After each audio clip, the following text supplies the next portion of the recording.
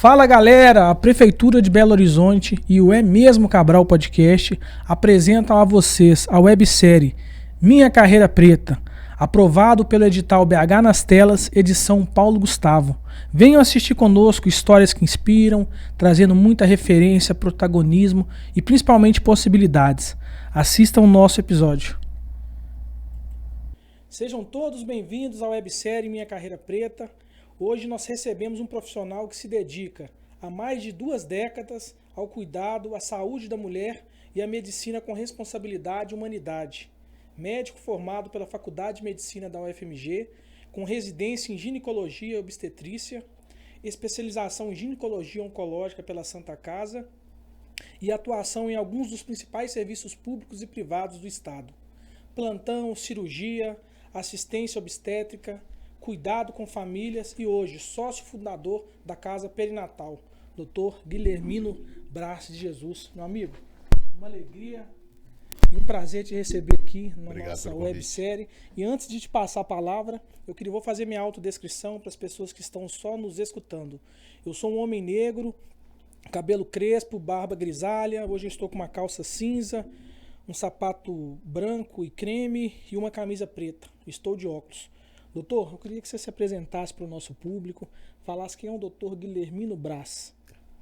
Meu nome é Guilhermino Brás, eu tenho 53 anos, eu sou um homem negro, calvo, blusa preta, calça jeans, sapato preto.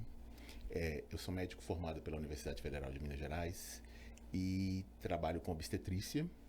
Eu sou um apaixonado pela ginecologia e obstetrícia e um mais apaixonado ainda pela obstetrícia, porque eu gosto sempre de falar que cuidar de mulheres e crianças é sempre muito bom.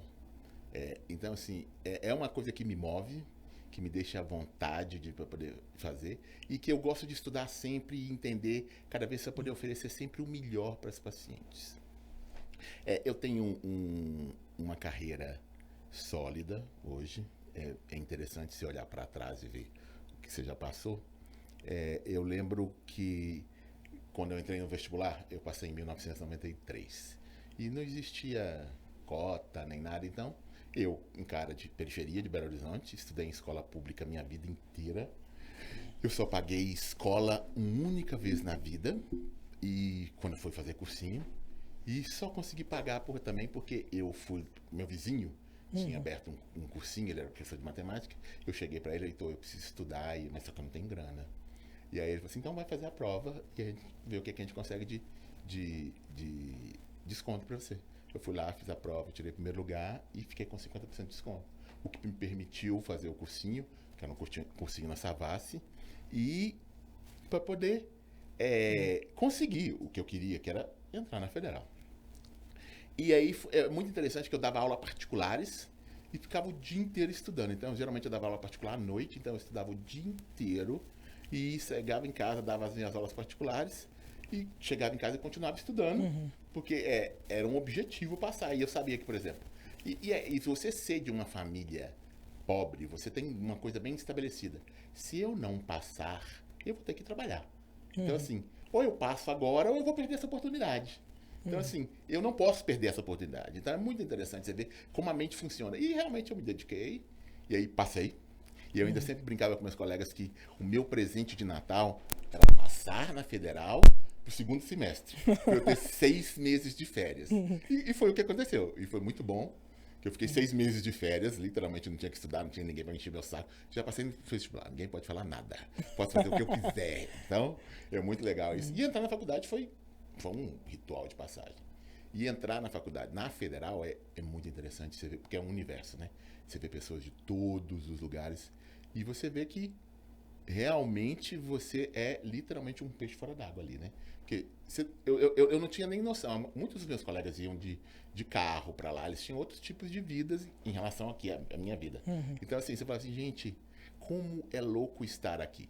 E é interessante quando você começa a entender que estar ali tem um custo, inclusive, para você. Se as pessoas te perguntam que curso que você faz? E é muito interessante, né? Porque às vezes você está... você faz o quê? Enfermagem? E aí você fala, não, eu faço medicina. Ah, você faz medicina? Eu falei assim, pois é, faço. Então, assim, você vê, é entender que o racismo vai acontecer em vários lugares na sua vida, na faculdade, inclusive, e você saber lidar com isso. Nem sempre é fácil. Dá vontade de socar? Dá.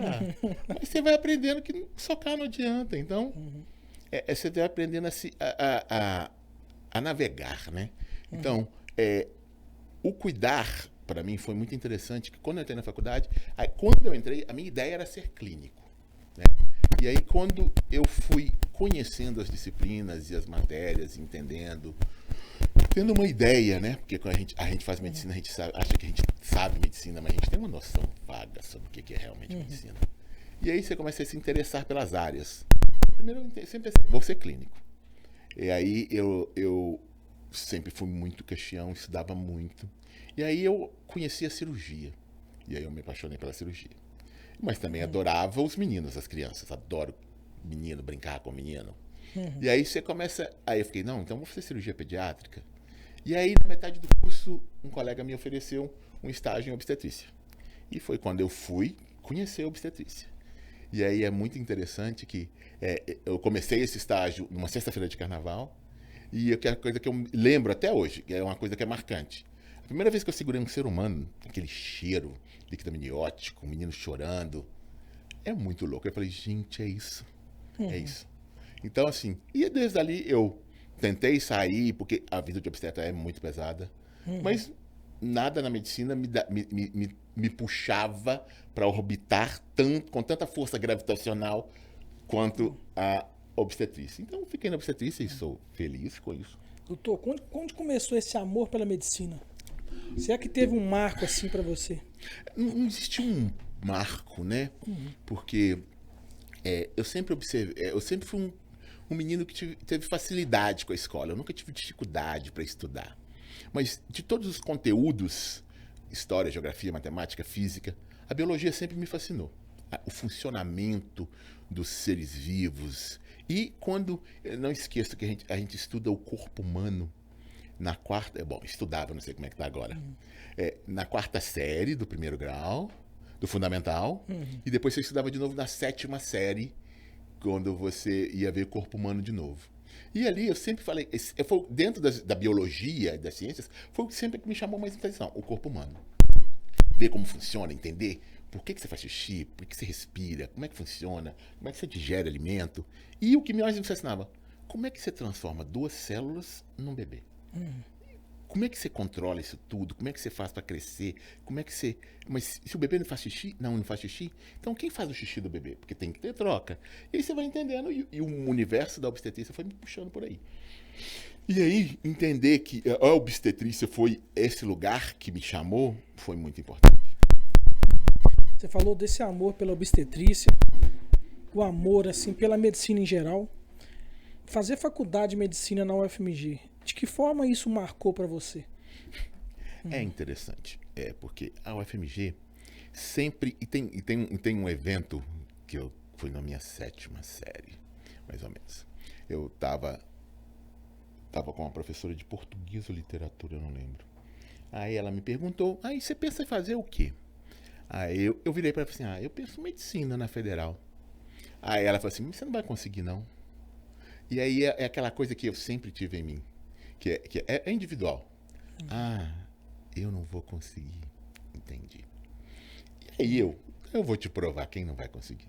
Então, assim, isso pra mim não funciona comum, porque para muita gente fala, que eu vejo muitos relatos de pessoas negras falando, porque você não vai conseguir isso. Não, isso pra mim, isso é combustível. Então, assim, se você falar comigo que eu não vou conseguir alguma coisa, eu falo assim, então, eu podia até não conseguir, mas agora eu vou conseguir só para te mostrar que eu posso fazer.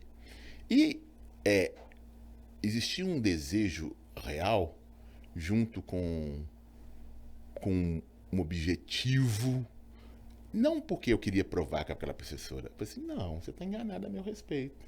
Eu me conheço. Então, assim, eu sei que eu consigo fazer isso. E eu fui lá e fiz. Então, você fica... As pessoas procuram... muitas das pessoas próximas, às vezes eu estava num ônibus indo para a faculdade, aí... você passou na faculdade? Eu falei assim, passei. Você faz o quê? Aí eu, medicina. que as pessoas muitas vezes estavam, medicina? Aí eu falei assim, medicina. Aí tipo, qual que é o problema? É medicina, é um curso. Eu podia estar fazendo pedagogia, matemática, física. O importante é eu fazer o curso que eu queira fazer. Então assim, mas sim, existe essa ideia de que medicina é para pessoas fodas. Não. A pessoa tem que ter uma bagagem de conhecimento técnico para poder fazer uma prova. Mas eu hoje, com 27 anos de formado quase, eu não esqueço uma frase que um professor meu me falou, Itamar, no 5º período, numa disciplina de CCAS. A gente estava conversando sobre medicina e eu estava falando o que eu entendia de medicina, o que eu gostava, o que eu pensava sobre medicina. E aí ele virou para mim e falou assim, Guilhermino, e eu não acreditei nele na era, eu falei assim, que tá louco?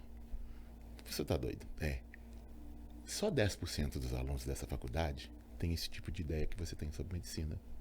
A grande maioria está por aqui pela grana e pelo status, para herdar consultórios e clínicas dos seus pais.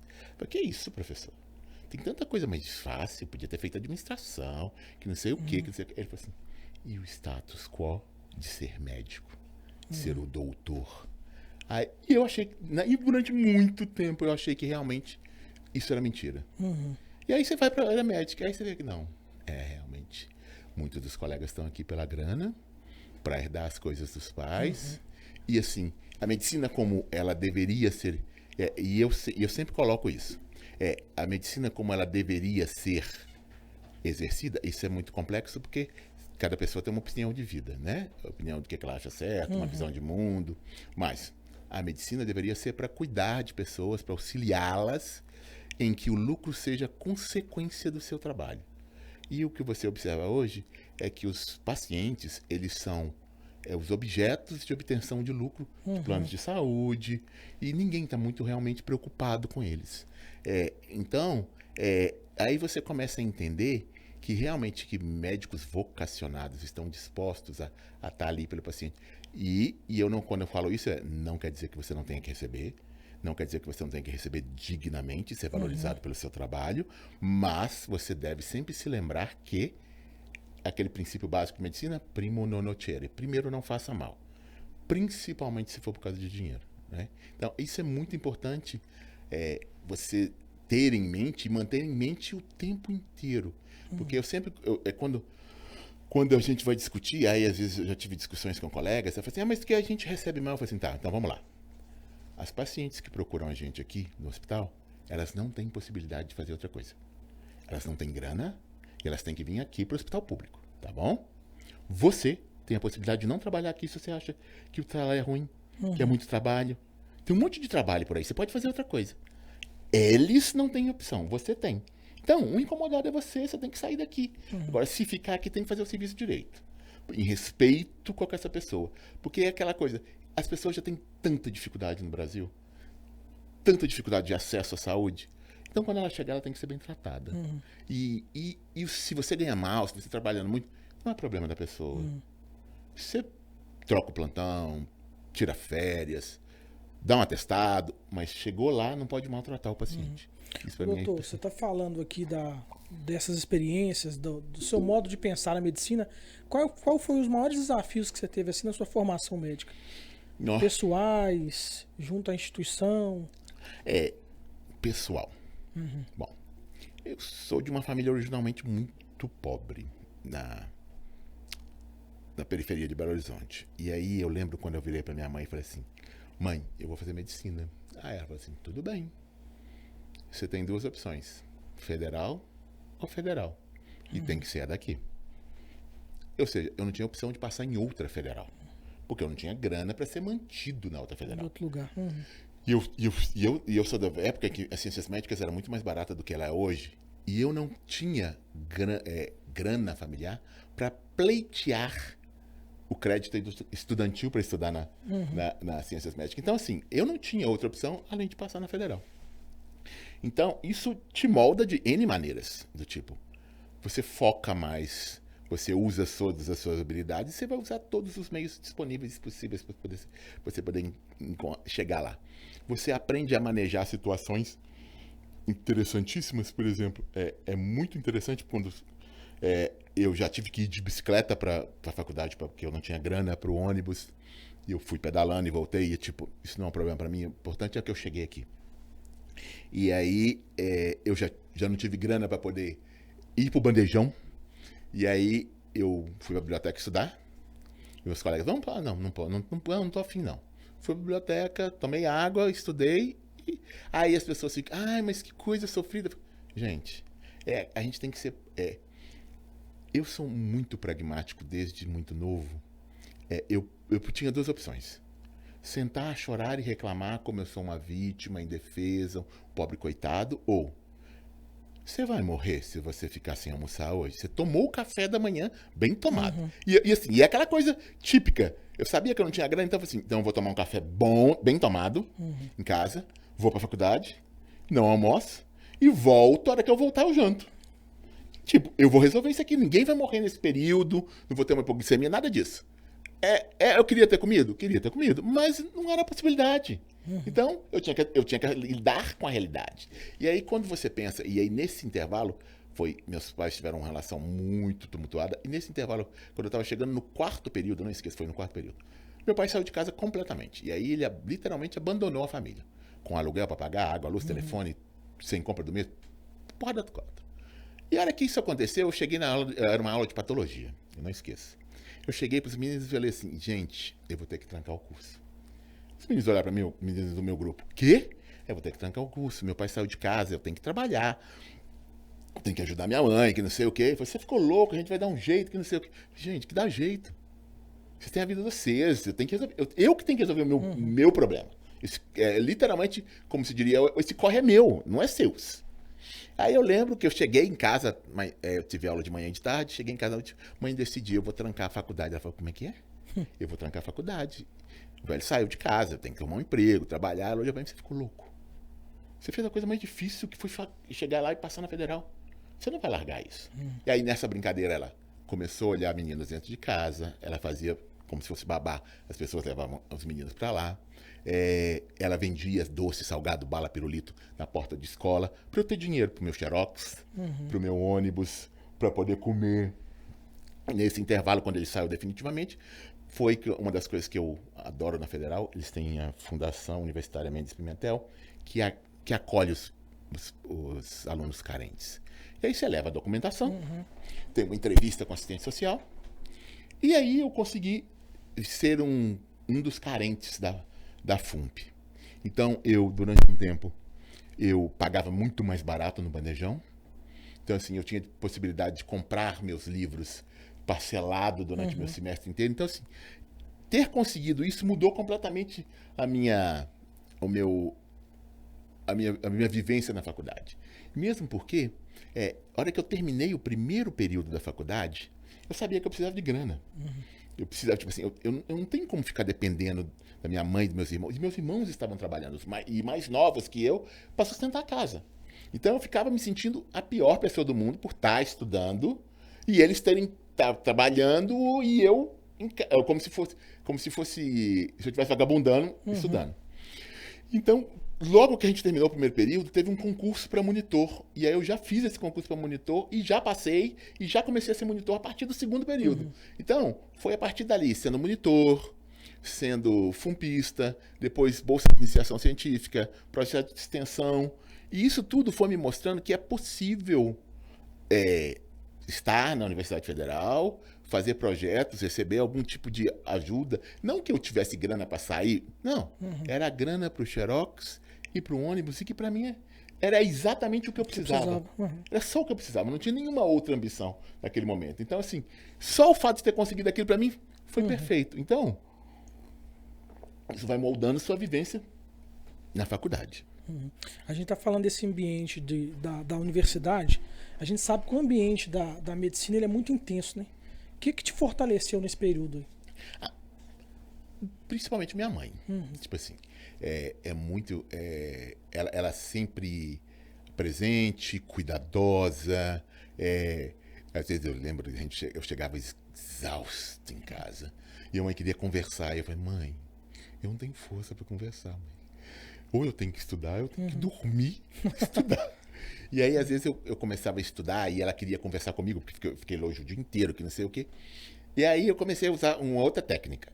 Porque aí ela conversava comigo, aí eu tinha que parar de estudar, e aí depois eu ficava com sono, e aí eu não conseguia estudar. Aí eu já chegava em casa, comia, deitava e dormia. E aí a hora que eu punha o despertador para poder tocar, tipo meia-noite e meia, 1 hora. E aí, meia-noite e meia, 1 hora, tocava o meu despertador, tava todo mundo dormindo na casa, eu levantava, sentava na sala e estudava a madrugada inteira. Então, você vai lidando com as situações do jeito que você tem. Eu não vou brigar com a minha mãe. Agora, quando eu vou pra cama dormir, ela respeita. Não, ele tá cansado, estudou o dia inteiro. Mas aí eu conseguia dormir um pouco, levantar para poder estudar, para eu conseguir eu tinha que fazer acontecer. Então, você vai adaptando a sua rotina a essa realidade e aquela coisa sempre de que ir vendo minha mãe me ajudando tanto e fazendo e se virando para eu poder conseguir, é uma das coisas que eu tinha mais certeza naquilo tudo eu vou formar, vou ficar bem formado e eu vou cuidar dela direitinho, que nem ela tá cuidando de mim. Então, isso o que eu sempre coloco o que mais me fez chegar onde eu cheguei foi a minha mãe. O amor da minha mãe e o interesse dela porque os filhos fossem o que eles quisessem ser. A gente falando dessa paixão pela ginecologia, esse amor da sua mãe com você, de alguma forma esse contato dela, essa forma dela enxergar o mundo, Sim. te fez encontrar a área que você está hoje. Exato. Né? E cuidar de mulheres e que vão exercer a maternidade, eu sempre coloco se vocês exercerem a maternidade, não igual, porque todo ser humano é diferente, os filhos são diferentes, com amor e cuidado pelos seus filhos, tudo que eu posso fazer para vocês é dar o melhor que eu puder. Você entendeu que nesse momento aí era a sua missão, Olha, a obstetrícia? Sim.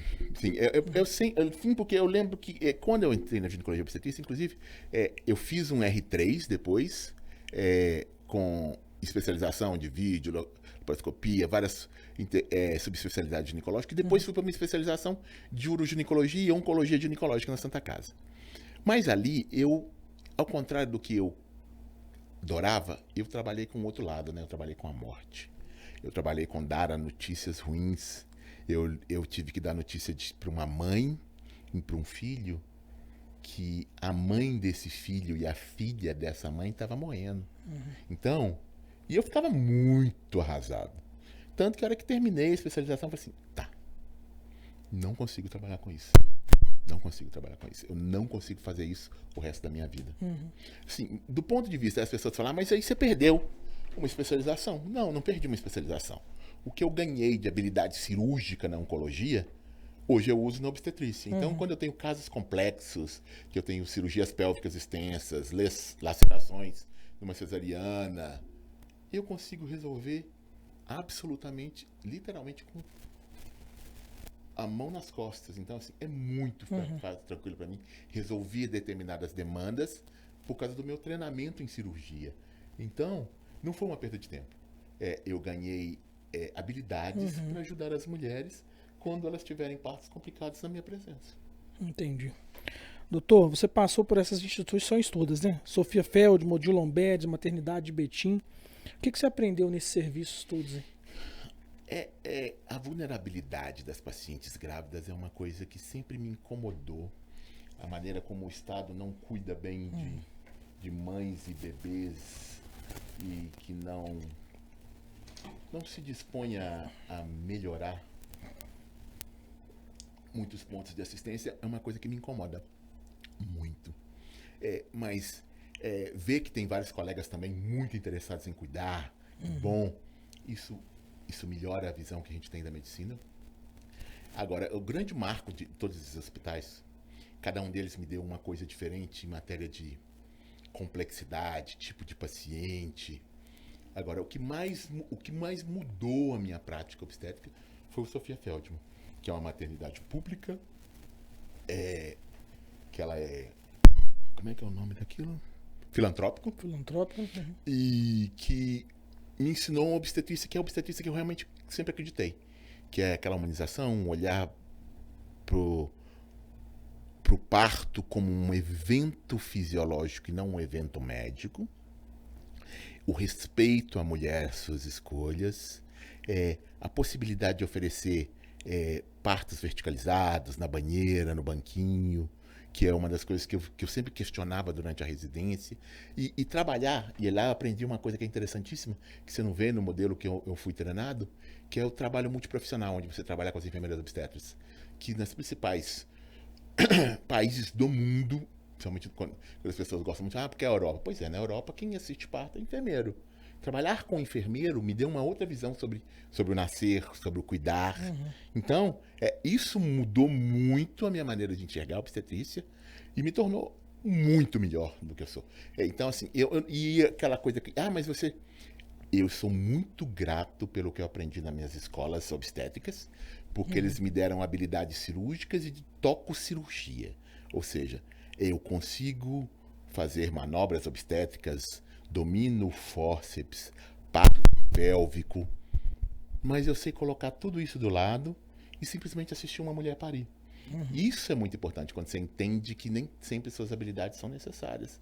Você só vai usá-las quando for realmente necessário para ajudar a mãe ou o bebê.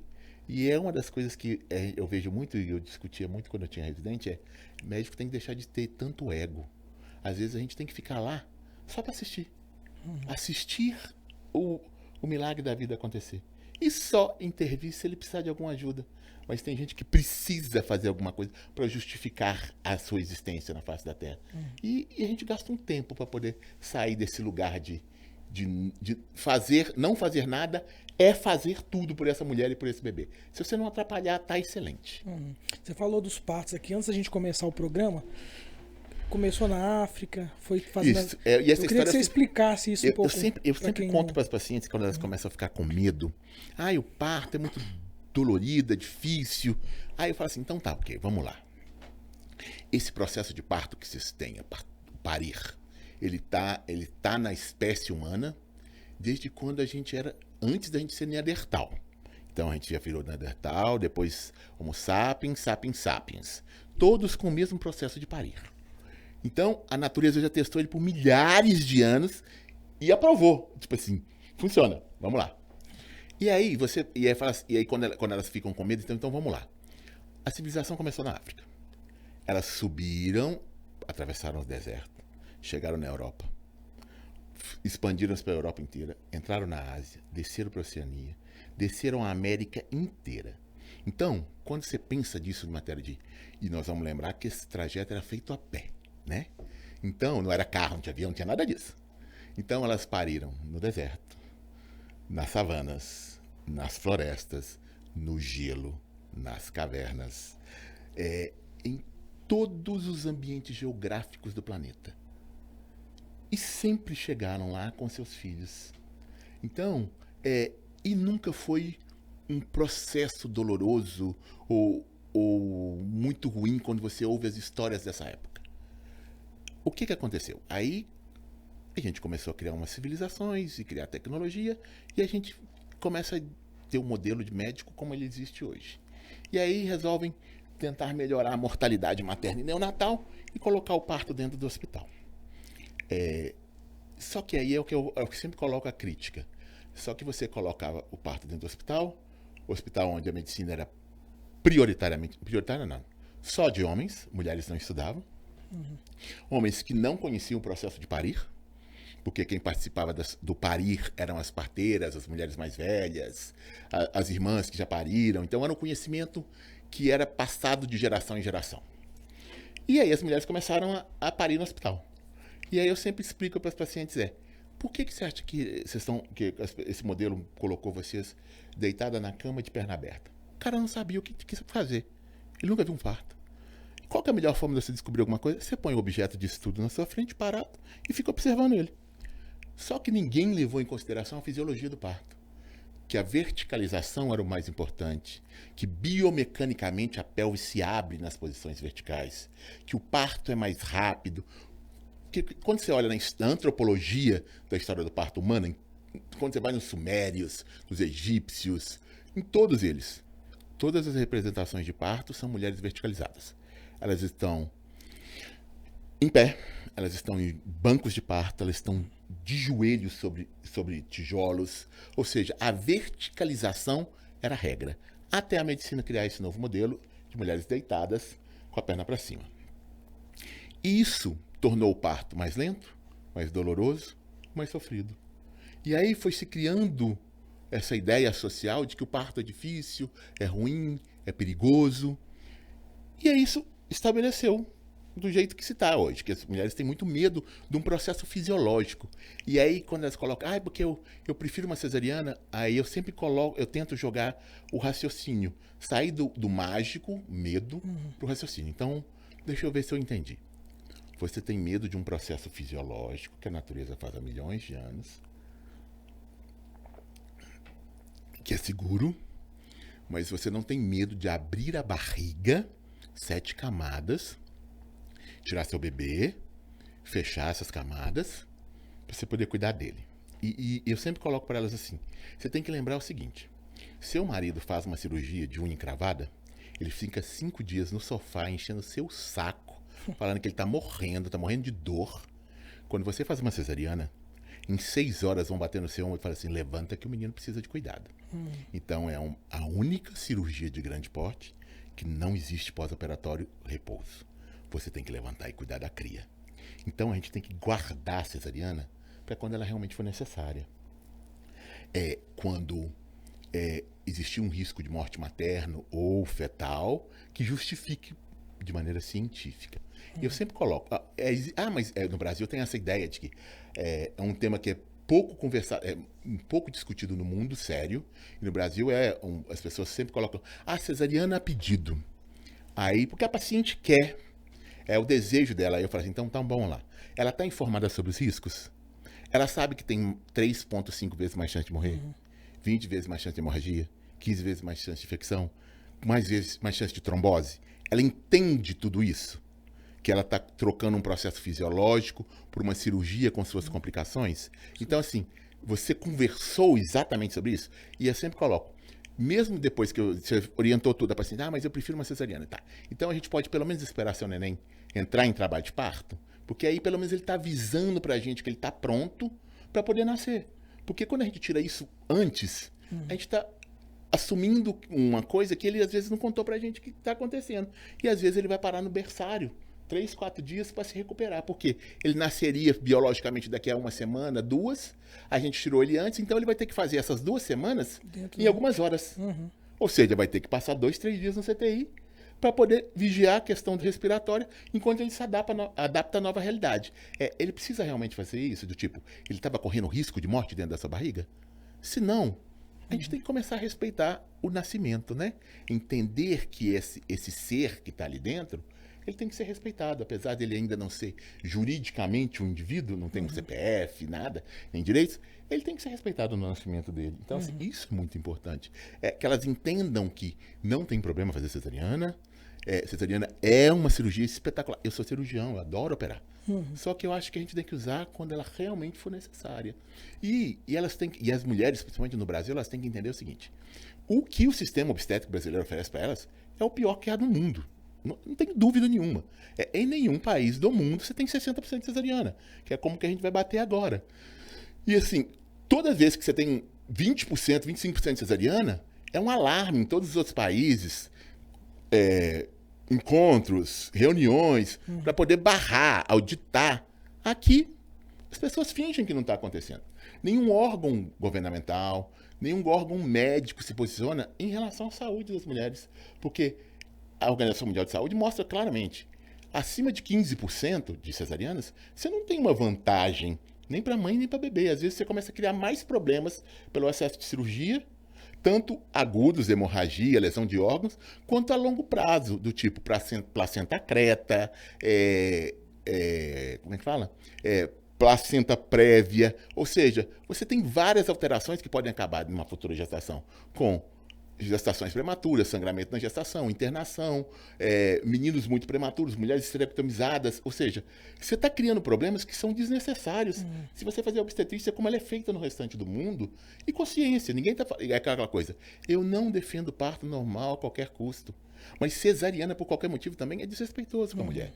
E quando a gente olha o mercado, ele é claro. Por que isso acontece? Por quê? Porque o convênio paga mal. E o médico recebe por procedimento, na maioria dos grandes plantões. Então, o que ele faz? Ele opera um monte de mulheres. Porque aí ele não precisa reclamar no convênio que ele ganha mal, porque o convênio não fala nada, o hospital não fala nada, deixa ele operar à vontade. Ele opera lá 15 mulheres, ele ganha dinheiro. Agora, ninguém está preocupado com o bem-estar materno e fetal, né? Se estava mesmo, tinha indicação, se precisava, o risco imposto àquelas mulheres. E aí fica um coluio.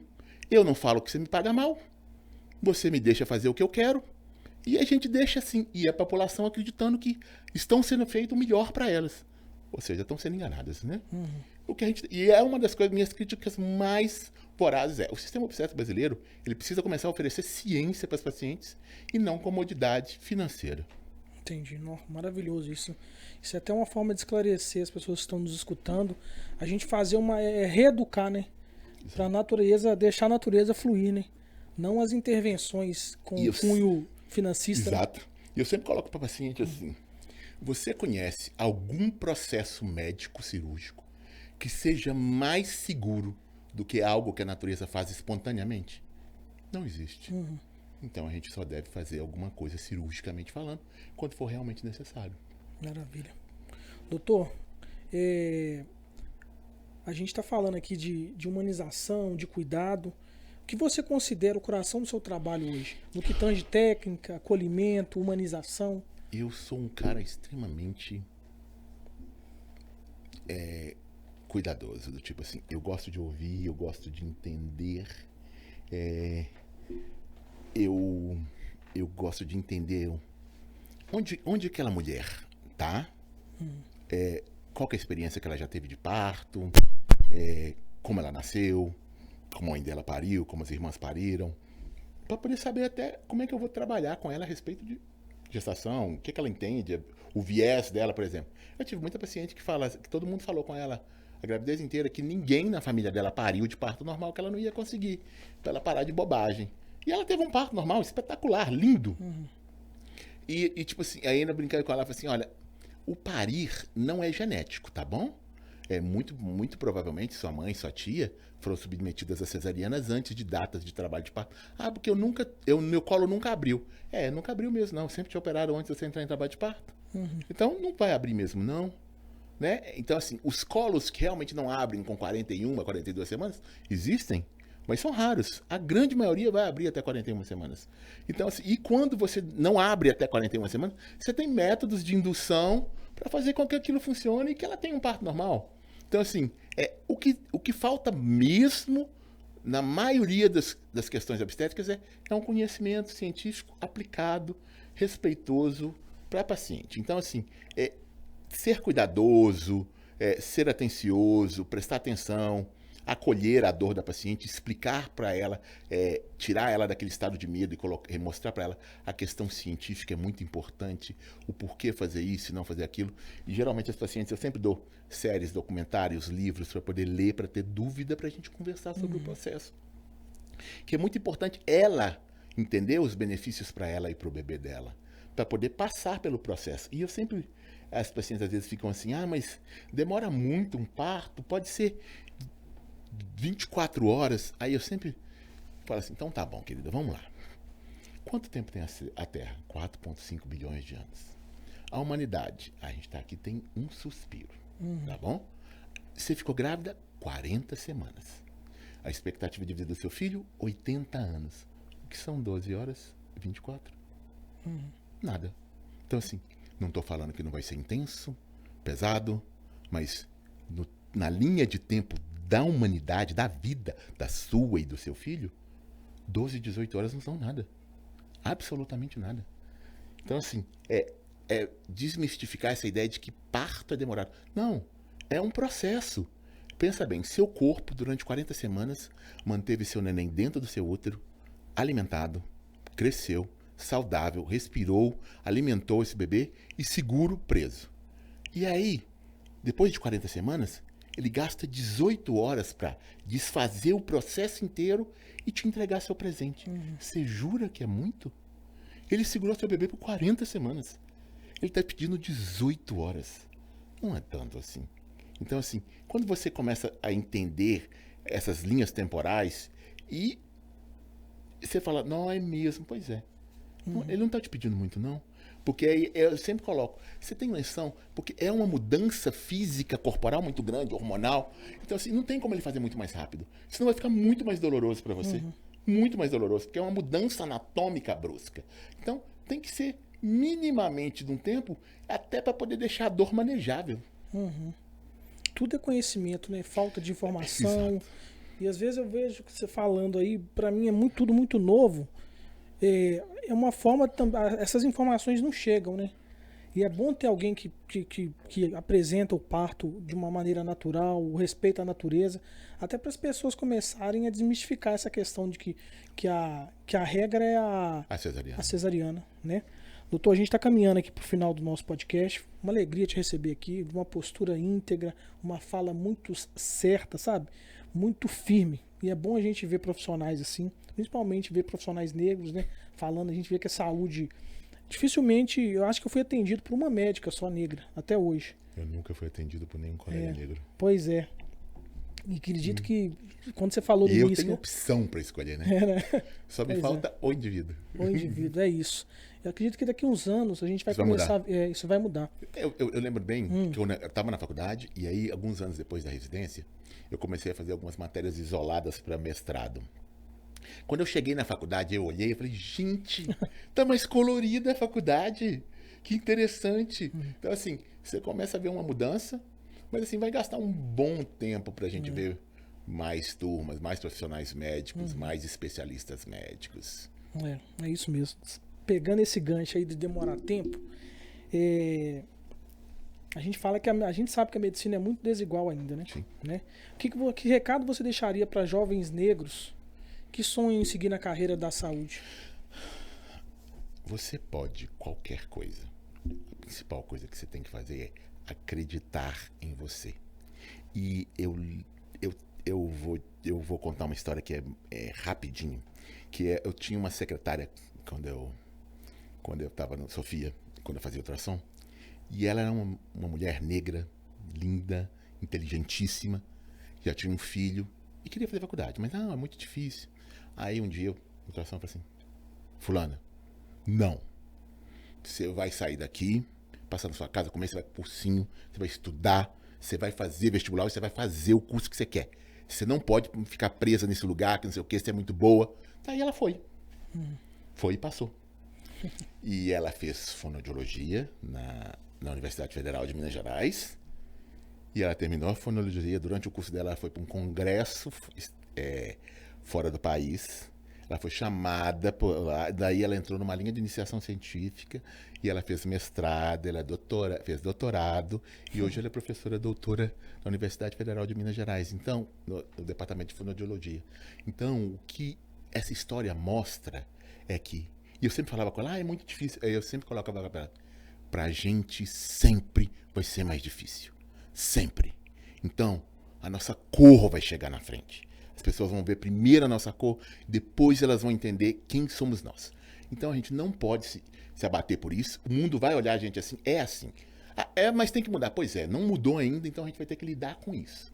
Então você tem que se posicionar, você tem que ser sério, você tem que saber onde você quer chegar e brigar com as armas que você tem e fazer acontecer. Não esperar, ninguém vai ter dó de você. A sua vida difícil não vai comover ninguém. A sua dor é legítima, mas vá atrás dos seus sonhos. Porque hoje eu vejo muito uns movimentos do tipo, não faça faculdade, não sei o quê, não preciso fazer faculdade para poder vencer na vida. E são sempre as pessoas que fizeram faculdade falando isso. Então, para os jovens negros que pensam em ter carreiras, o que eu coloco entenda quem é você, escolha seu sonho e não pare até conseguir. Você é capaz. Mas a única pessoa que tem que acreditar em você é você mesmo. Vai ser difícil? Muito. Você vai ver gente deslizando de N maneiras, mas não é o seu mundo. Você tem que fazer o seu melhor. E parar de se comparar com os outros. Você vai ser o melhor que você pode. Você tem que brigar o suficiente para isso. Maravilha. Tem um livro que chama Assim Falava Zaratustra. Fala assim que demore o tempo que for para você descobrir o que você quer da vida. E quando descobrir, não recue perante nenhum pretexto. Porque o mundo tentará te dissuadir. Exatamente. Maravilha. E é aquela coisa que eu sempre coloco para as pessoas. Mas presta atenção, aquela frase também que é fantástica é: escolha um trabalho que você ama, que você não vai trabalhar nem um dia na vida. Aí eu sempre falo, eu consegui esse lugar. Eu trabalho com algo que eu amo e eu me divirto até quando eu tô cansado. Então assim, eu tô exausto, mas eu tô fazendo exatamente aquilo que eu me formei, que eu estudei, que eu treinei, que eu adoro estudar e aprender novas coisas sobre. Eu tô fazendo exatamente, literalmente, fazendo o que eu vim para fazer. Isso é muito importante. Isso aí é um privilégio, mas também Exatamente. há uma persistência aí que não parou, né? Exato. Doutor, o que você gostaria que estudantes da área soubessem sobre persistência, ética e autocuidado? Eu acho que você tem que entender que o mercado de saúde é muito complexo. A gente engatinha quando sai da faculdade, achar que você vai fazer assim, que é assado, você só vai entender o mercado realmente do lado de fora. Então, nunca parem de estudar, nunca parem de aprender. Sejam persistentes nas suas batalhas. Estar bem informado é o que vai fazer diferença na sua vida profissional, acadêmica e para a vida, porque é ali, na boa formação, e que você vai cuidar melhor dos seus pacientes. E quanto ao cuidar, a gente nunca pode esquecer, cuidar de você mesmo. Lembrar de fazer uma atividade física, lembrar de cuidar da sua dieta. A gente tem que lembrar, e a gente negligencia isso muitas vezes durante a vida médica. E a gente tem que ter esse treinamento desde o início, eu sou a pessoa mais importante, que se eu não cuidar de mim, eu não vou ter capacidade de cuidar do outro. Então, eu cuido de mim, e eu sempre, hoje, a minha visão eu preciso fazer ginástica, eu preciso cuidar de mim pelo menos 1 hora por dia, para as outras 23 eu poder cuidar dos outros. Então, assim, eu não estou pedindo muito, eu só estou pedindo 1 hora. Isso mesmo. Doutor, gostaria de deixar alguma mensagem. O que você falaria para você? Não fiz nem esse roteiro ali. Lá no início, com tanta certeza assim de... Hoje? Sabendo que você já viveu, se você pudesse voltar lá atrás, soprar uma coisinha no seu ouvido, assim, o que você falaria? Garoto, não vai ser fácil. Mas você tem tudo que você precisa para chegar onde você quer. Você tem tudo que precisa chegar onde você quer. Você só tem que acreditar em você. E qual é o nome da sua mãe? Maria da Conceição. Você tem ela ainda? Sim, não, mamãe morreu vai fazer 7 anos. E você poderia falar com ele lá, e você tem a Maria, né? Exato. Exatamente. Então, assim, são coisas que você vai ver, olhando para trás e vendo que às vezes a gente duvida da gente, mas não, relaxa, querido. Vai dar certo. Só vai. Maravilha. Meu amigo, te agradeço, pegar na sua mão mais uma vez. Por ter compartilhado com a gente a sua história. A sua história é importante pra gente, não só para essa websérie do Minha Carreira Preta, mas a gente deixa o espaço do podcast mesmo, Cabral, sempre que você puder compartilhar um conteúdo, principalmente nessa questão de desmistificar toda essa questão do parto natural, da cesárea. Muito feliz em ter recebido você aqui, saber da sua persistência, da sua garra, da sua conquista, porque nunca foi atendido por um médico, né? Você vai começar a ser referência. Toda vez que um corpo negro ele chega em algum lugar que disseram para nós que nunca foi feito pra gente, Exato. A gente cria existência. Exato. Então, a partir da sua vinda, que outras pessoas vão assistir, se tem aquele sonho de fazer medicina, o doutor Guilhermínio, eu vi num podcast, o doutor Guilhermínio, já começa a ser uma possibilidade, um caminho. Eu queria que você deixasse suas redes sociais, uma palavra final aí, sim. Bom, as minhas redes sociais são... tem o Instagram da Casa Perinatal, que é a clínica que eu fundei. Eu sou um dos sócios fundadores. Tem o meu podcast, que chama-se Obstetrícia em Foco, eu e mais 3 colegas, que são os meus companheiros de jornada, o Tiago, a Ludmila e a Gisele. E tem também um site meu, você pode procurar. E o mais importante de tudo aqui é a gente sempre lembrar que a informação é a coisa mais preciosa que a gente tem que ter. Então, assim, nunca acreditem cegamente em nenhum profissional. Questionem, perguntem taxa de efetividade, por que assim, por que assado, por que isso é melhor e por que não, para poder sempre pensar na melhor coisa para você e para o seu filho. Então, eu acho que as mulheres têm que entender que o corpo é delas, o parir é delas, o filho é delas, e a natureza desenhou o corpo delas para parir. Então, acho que elas têm que entender que esse é um poder que faz uma diferença imensa na humanidade, e assim, e as pessoas têm que, elas têm que se posicionar, porque não existe ninguém que chegou nesse planeta que não passou pelo corpo de uma mulher. Então, a humanidade tem que entender as mulheres com respeito do sagrado, do tipo, mulheres são portais. A única maneira de chegar nesse planeta é por o corpo de uma mulher. Então ele tem que ser muito bem respeitado. E a história que começa de uma criança, ela tem que ser vivida, embebida em amor. Porque eu sempre coloco que a gente deve tentar oferecer as melhores experiências de parto para as pacientes possíveis. É claro que a gente sabe que nem sempre vai sair do jeito que a gente espera, complicações vão acontecer no meio do caminho, mudanças de rota, mas tem que ser o mais respeitoso possível, porque em um momento da vida dessa criança, ela vai perguntar, vai ter conversado sobre nascer na escola, sobre via de parto, ela vai chegar em casa e vai falar, mãe, como é que eu nasci? E é legal que essa mulher tenha uma história boa para contar para esse menino. Porque senão ele pode até achar que ele machucou a mãe dele para nascer. Então, a gente tem que ter muito cuidado quando a gente toca uma mulher e toca um bebê. Porque eu sempre coloco para as pacientes, olha, quando você fez 15 anos, você ficou feliz. Quando você fez 18, você ficou feliz. Quando você passou na faculdade, você ficou extremamente feliz. Quando se formou, idem, e seu casamento foi um dia espetacular. Mas nenhum desses dias chega próximo do nascimento do seu filho, porque ele muda a sua visão no mundo. Você passa a orbitar o mundo de maneira diferente. Então, um evento que muda a vida de uma mulher entre antes e depois, ele tem que ser muito bem cuidado. Muito bem cuidado. Doutor, finalizamos, agradeço mais uma vez. Eu queria fazer esse fechamento com uma frase da doutora Jurema Werneck, que ela fala assim, a medicina é uma das formas mais nobres de servir ao outro. E servir também é um ato político. Sim. Maravilha. Seja sempre bem-vindo. Obrigado. Pessoal, chegamos ao fim de mais um episódio aqui da websérie com o Dr. Guilhermino Braz, com essa esse lado genuíno, humano, de trazer toda a perspectiva do nascimento, da obstetrícia. Eu gostaria de pedir vocês para seguirem o nosso podcast, a rede social vai estar aqui, compartilhar com os amigos e acompanhar para mais episódios, tá bom? Um beijo a todos e fiquem com Deus.